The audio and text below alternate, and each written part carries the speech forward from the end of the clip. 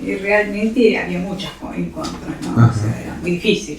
Sí, sí. Entonces estaba esa cosa de, bueno, vamos a hacer un poco de patria, de cosas que no están así, Ajá. por cosas que por el Tratado de Antártica lo único que nos permite es tener bases, Sí, sí. nada más. Bueno, pero mantener las bases funcionando es algo así como decir, seguimos estando acá. Sí. Yo creo que eso hace mucho, porque la Argentina hace más de 200 años que está en la Antártida, ¿no?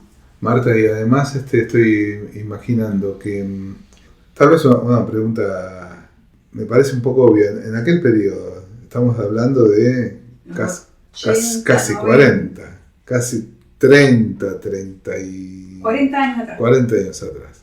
Había supongo que las dotaciones eran mayoritariamente, si no unánimemente, masculinas. Sí, muy. En la época que yo comencé mujeres, esos primeros años, Uh-huh. O sea, tal vez había puesto en juego algo de la virilidad. En cuanto a la campaña de invernada, sí, iban a la de campaña de verano nuestras científicas a trabajar a la base nuestra, a la base científica, Carlini, biólogas, siempre iba. Biólogas, había vulcanógrafas en esa época, había geólogas, sí, ellas sí, durante el verano sí, pero en el invierno no. Claro, lo que se decía es que no había en esa época la logística preparada para que fueran las dotaciones mixtas, porque en ese momento las bases eran muy chicas. Ahora las bases son mucho más modernas, no solamente que son más grandes, sino que están con materiales hechos que son mucho más amigables con el medio ambiente, digamos. O sea, no se pasa tanto frío, como que es más amigable.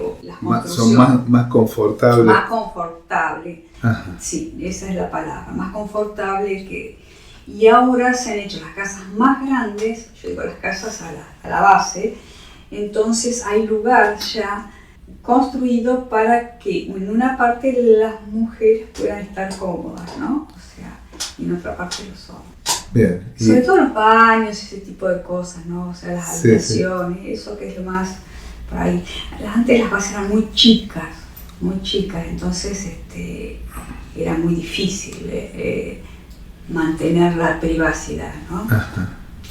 Porque si hay algo que falta en la Antártida es también la privacidad, algo que no lo toqué yo como tema charlando con vos, pero bueno, hay muy poca privacidad. Claro. Había. O sea, ¿cuándo puede estar solo? Claro, había muy poca privacidad, porque las habitaciones donde se dormía eran a lo mejor de 4, de 6, de 8. No había habitaciones individuales, cosa que hoy ya en las bases que se han hecho nuevas hay habitaciones individuales. ¡Qué lujo! ¡Qué lujo! Sí, un lujo total. Entonces eso era un tema, la privacidad, ¿no?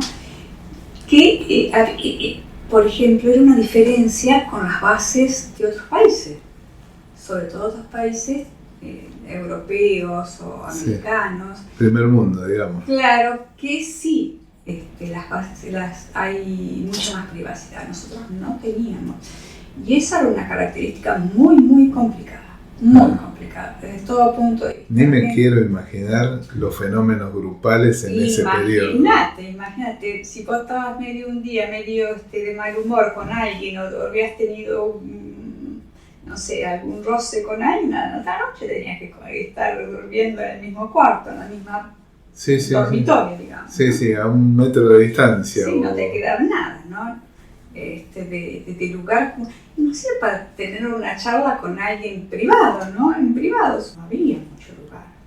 Estos días leí un reportaje que vos me enviaste a un técnico del Instituto Antártico, que hace 40 años que está yendo.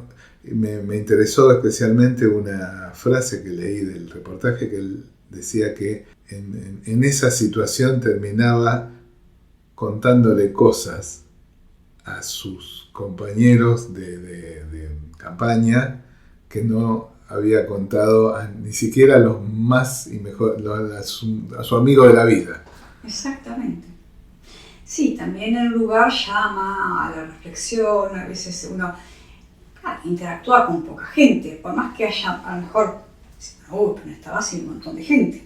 Sí, pero a lo mejor un montón de gente son 30 personas, 35, 40, y a lo mejor, no sé, en el verano la base Cardini, si pones 60, 70, en tu dormitorio puede haber 4.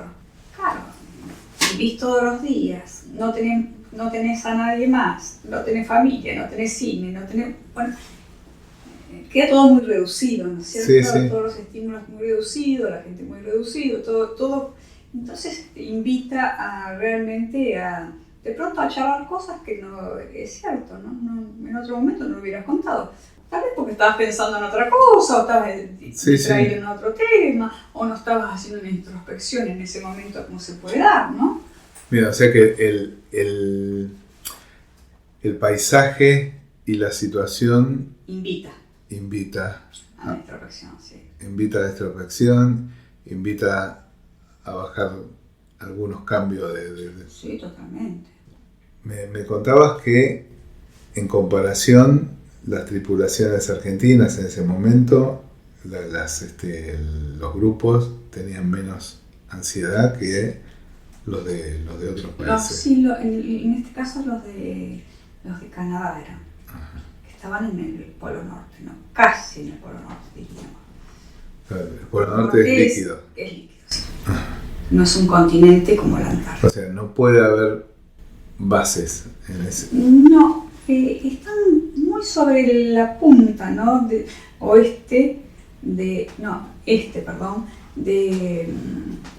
Alaska y de ¿Qué puede tener? Groenlandia, Estados Unidos a través de Alaska, Rusia tal vez en la parte, pero no llegando al polo. Exacto, no, porque es como es líquido, es agua, es hielo. Y hay cada vez hay más, vos viste. Cada vez hay más líquido y menos hielo. Exacto, cada vez hay más desglaciación, ¿cierto? Sí, terrible. Y en esas situaciones, ¿ustedes hacían evaluación previa para evitar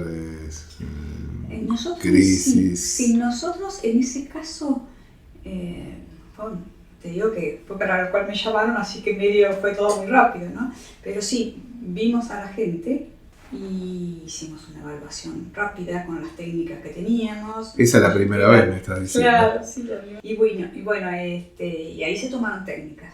Y decime, pero después siguieron haciendo eso más refinado, más ajustado. Sí. Después, cuando terminó ese proyecto, nosotros seguimos con otras líneas de trabajo, ¿no? Pero, por ejemplo, uno que vino después de eso fue todo lo que era, ya te hablé de la ansiedad, te hablé de la adaptación. Después vino otro proyecto muy grande que fue el Winter Over, la descripción del síndrome de invernada o de Winter Over, que es un síndrome que se da durante, ya vuelvo a repetir, la invernada, ¿no? Y que consta del aspecto psicológico, el aspecto laboral, el aspecto físico y el aspecto social, ¿no? Y en ese trabajo participamos 7 países, miembros del Comité Científico Antártico, y bueno, ahí trabajamos buscando todo tipo de datos y de síntomas, y bueno, y se logró hacer como una nosología de lo que fue, de lo que era el Winter Over, ¿no? ¿Qué se puede decir de eso? Porque estamos hablando de situaciones no extremas, sino muy especiales, tal vez extremas en algunos momentos, de gente aislada viviendo en una situación de grupo o de equipo durante esos meses donde casi salir es casi imposible.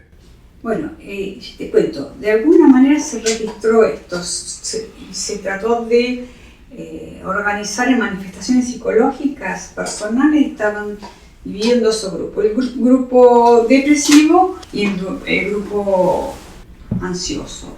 Entonces en el grupo depresivo encontrabas sentimientos depresivos, sentimiento negativo pesimista, aburrimiento, cavilar sobre cosas desagradables, pérdida de la confianza en sí mismo, apatía, mantenerse en silencio, sentir una personalidad obstinada, trastornos de concentración en el pensar y toma de decisiones. Y después en el otro, la parte ansiosa está relacionada con signos de tensión subjetiva, hipersensibilidad, duda, falta de confianza en el rendimiento sexual. Son los signos más esto es la polaridad que encontraban, o sea, los picos, los más...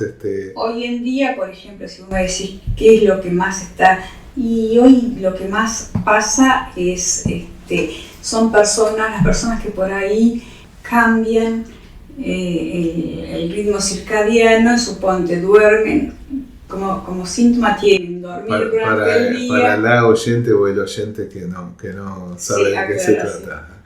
Bueno, es nuestro reloj biológico, que en general está adaptado a los periodos de luz y de sol, de luz y de sombra, y que en general se supone que están más activados durante el periodo de luz y menos activados durante los periodos en que no hay luz. O sea, tendemos a dormir de noche. Exacto. El cuerpo está organizado como para dormir de noche y estar despierto de día. Y esto es un reloj biológico. Exactamente. Bueno, hay personas que como no hay luz... Sí. Estás hablando del invierno antártico, donde prácticamente no hay luz. No hay luz, por eso estamos hablando del síndrome de invernadero. Sí. Entonces estamos hablando de bases en donde no hay luz directamente y en otras que hay muy poquito de luz, muy poquito tiempo, digamos, hay un sol mínimo, ¿no? Uh-huh. A lo mejor la máxima puede tener 3 horas. 3 horas, claro. 3 horas, un día de 3 horas. De 3 horas. Y en la más austral, nada. Nada es que estás a oscuras durante... Noche durante las 24 horas del día. 24 horas de noche 4. Bueno, mucho lo que se da es a veces que las personas cambian la noche por el día. También pasa en personas que no tienen un trabajo muy definido, por ejemplo, no en las bases, sino en el rompehielo. Hemos notado gente invitados o cosas por el estilo, no en personal, porque personal trabaja, así que no. Tiene tareas asignadas con ritmos fijos. Sí, no puede. Pero en personas que a lo mejor están viajando hacia, sí que que se cambia, se da vuelta el ritmo circadiano y hay hipersomnio en el día. Sí. Y se despiertan de noche. Y están toda la noche levantadas despiertas, ¿no? Bueno, es un problema porque cuando hay que trabajar eso es un problema, ¿no? Claro, sí. O sea que tal vez... están en contra del grupo. Del resto, claro. Del resto del grupo. Sí. Otra de las cosas que hemos notado mucho también es la falta de concentración para tareas sobre todo de tipo intelectual. Sí. También encontramos falta de atención. ¿Y cuál es la causa? ¿De la noche misma? La falta de luz. La falta de luz implica que abrís la ventana y... Es de noche, lo único que ves son las lucecitas de la base, nada más. Lo único que se ve que es una maravilla que me hubiera gustado ver es... El cielo. El cielo y las auroras australes.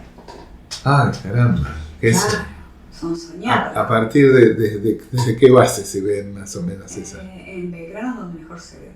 Belgrano es la más austral. Sí, la más austral. Yo no sé si en San Martín se logra ver. La verdad que es una buena pregunta. No sé. Siempre se hablan, las fotos siempre que tengo son de Belgrano. No sé si la base de San Martín llegan a tener. Bien, entonces, para si hay alguien que está escuchando y que piensa ir a ver